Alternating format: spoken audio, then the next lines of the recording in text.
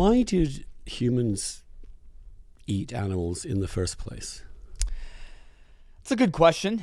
I'm not a anthropologist, so I can't. Well, we kind of know, don't we? I mean, we kind of know that it was really good protein. It made them stronger. It was incredibly good nutrition. They got all sorts of nutrients, and that was sort of our pride, along with berries and other shit we picked up. Yeah, and you know what? Hundreds and or here thousands of here we years are. ago. This is nature. This is nature. This is who we are as animals. Now, if one could, what I'm curious about is we can talk later about animal factory farming and all the rest of it, all of which I think you have some extremely strong points. But I'm kind of interested in the sort of philosophical idea of the fact that it was wrong for humans to kill animals. We would no longer exist if we hadn't killed animals. We wouldn't. So at some point, you're asking for us to adopt a standard that humans never adopted. You're asking us to evolve in a really quite dramatic way out of being the animals that we began as. There are lots of things that we do today that we didn't do then. And there are lots of things that we did then that we don't do today. Humans evolve, humans change. And in 2023, we no longer have to live as cave people.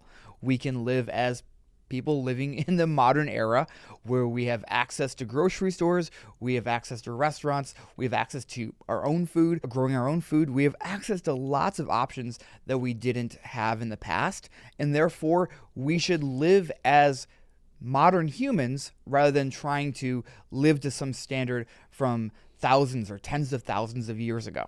Well, I'm just saying that most of us understand that the human body, for example, and its health, much of what we discover today is that, in fact, to be more in touch with the way humans lived and ate and conducted themselves for 195,000 years as hunter-gatherers is actually an important corrective to the period in which humans settled down and grew plants and agriculture, and actually suffered a decline in their lifespans marginally in that period before recovering back their lifespans.